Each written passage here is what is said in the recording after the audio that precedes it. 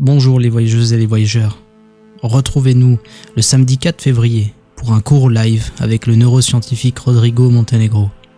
Nous y aborderons sa recherche sur les sorties hors du corps et il répondra aux questions que vous pourriez avoir pour lui. Beaucoup de personnes croient en l'existence d'une aura qui se déploierait autour de notre corps physique. Elle est décrite comme un manteau composé de fluides épars qui vont et viennent en prenant diverses couleurs. Cette faculté de la conscience semble se développer chez certains humains selon des modalités encore mystérieuses.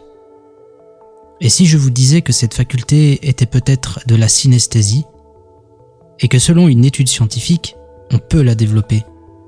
C'est ce que nous allons explorer ensemble, amis voyageurs.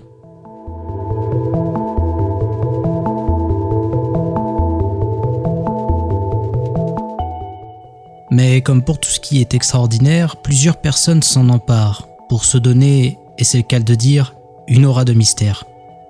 Par la même occasion, les personnes qui vivent véritablement des phénomènes de clairvoyance sont discréditées. C'est une croyance prudente, mais je pense sincèrement que tous les phénomènes liés à l'invisible ont des conséquences sur le fonctionnement neurologique, chimique ou hormonal. Même la pensée, cette voix dans notre esprit, qui est un phénomène non physique, est détectable de façon indirecte dans notre cerveau. Pourquoi les autres facultés de la conscience seraient déconnectées et puis par quelle magie? Il serait donc irrationnel de croire que le monde physique est opposé au monde invisible. Et ainsi, si le monde spirituel engendre dans une continuité infinie le monde physique, alors celui-ci n'est qu'une itération avec tout ce que cela implique. Pourquoi une polarisation entre les deux?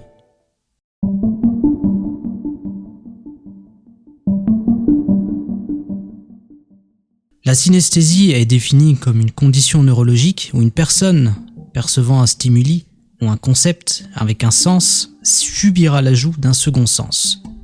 Par exemple, il pourra avoir un goût quand il contemple une couleur ou à l'écoute d'une musique, voire des formes géométriques dans l'espace. On estime que 4% de la population est sujet à la synesthésie. La première étude remonte à 1880, par un article publié dans la revue Nature de Sir Francis Galton. Mais il se peut que la synesthésie existe depuis bien longtemps avant.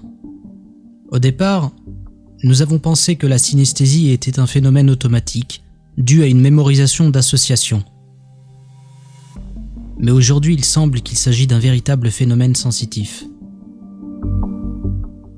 Plusieurs explications ont été avancées, notamment le facteur génétique et le mauvais câblage entre guillemets entre différentes aires du cerveau. Sur ce schéma, on peut voir que les zones liées aux couleurs et aux graphèmes, c'est-à-dire au groupe de lettres, sont très proches. On pourrait expliquer une redirection de l'information perceptive d'une aire vers une autre. Mais on peut se poser la question suivante. Est-ce que la synesthésie peut former une vision aurique?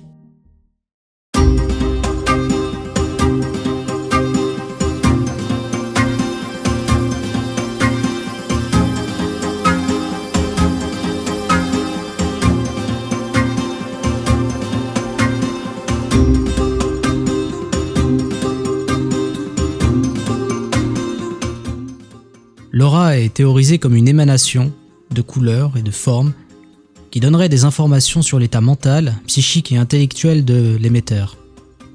Quant à la synesthésie, il en existe plus de 80 types différents, et certains se rapprochent beaucoup de la vision aurique. On peut évoquer par exemple la musique-émotion ou l'émotion-couleur. En 2006, une étude est réalisée auprès d'une femme capable de voir des couleurs autour des visages. Chaque couleur évoquerait une émotion. Si elle aime bien une personne, elle verra un halo de couleurs chaudes autour de lui, par exemple. Le sujet passa bien sûr des tests, notamment celui de Straub, qui consiste à évaluer le temps de réponse face à des stimuli mots-couleurs qu'elle n'a pas l'habitude de percevoir. Enfin, elle fut testée avec des listes de noms de famille et des couleurs qu'elle associa dans un premier temps et fut retestée à intervalles réguliers pour voir si une cohérence existait indiquant qu'il s'agissait bien de véritables perceptions. le tout avec un groupe témoin. Pour le neuroscientifique Jamie Ward, ces perceptions synesthésiques sont dues à un câblage biologique à la naissance. En effet, lorsque nous sommes nourrissons, il y a de fortes densités au niveau des connexions reliant la zone des émotions et celle des couleurs. Habituellement, une sorte d'élagage permet durant la croissance d'arriver à des formes de perception considérées comme normales. Si cette théorie est juste, cela expliquerait les nombreux déçus incapables d'activer ce genre de perception. Néanmoins, une autre étude suggère qu'il est possible d'entraîner une forme de synesthésie. L'expérience a été menée à l'université de Sussex au Royaume-Uni par Daniel Bohr. Elle consistait à réunir des personnes non synesthètes et à les former à associer des couleurs à des lettres ou groupes de lettres. Au bout de quelques semaines, certains sujets étaient capables de voir les lettres de l'alphabet se teindre d'une certaine couleur dans la vie quotidienne. Néanmoins, l'effet s'estompe si l'entraînement s'arrête brusquement. Pour les chercheurs, il ne s'agit pas de véritable synesthésie, mais d'une forme s'en approchant. On peut quand même continuer à réfléchir, et voici une hypothèse concernant certaines perceptions considérées comme surnaturelles. Le cerveau, on le sait, ne traite qu'une petite partie de nos perceptions. Il se peut alors qu'il recueille des informations subtiles, à une échelle inconsciente, comme le langage non verbal et les légères inflexions de la voix, qui vont être analysées par le cerveau et recablées pour produire des perceptions synesthésiques, émotions, couleurs ou pensées. Et si, à l'image de la conscience, l'univers est véritablement multidimensionnel, alors il se peut que la moindre variation dans le tissu de la réalité soit interprétée par des formes de synesthésie permettant l'observation, par exemple, des extraphysiques. Bien sûr, encore une fois, nous ne pouvons pas exclure ce que nous ignorons. Si une anatomie occulte existe véritablement de façon objective, quel lien entretient-elle avec le corps physique et quelle est sa portée? Jusqu'où pouvons-nous aller? Nous allons essayer de le découvrir prochainement en réalisant nous-mêmes une expérience pour voir si nous aussi nous pouvons débloquer des perceptions synesthésiques. Vous en saurez davantage sur le Discord, le groupe Facebook ou les articles et posts qu'il y aura dans l'onglet communauté de la chaîne YouTube. Merci à vous d'avoir suivi. À très vite pour la pratique.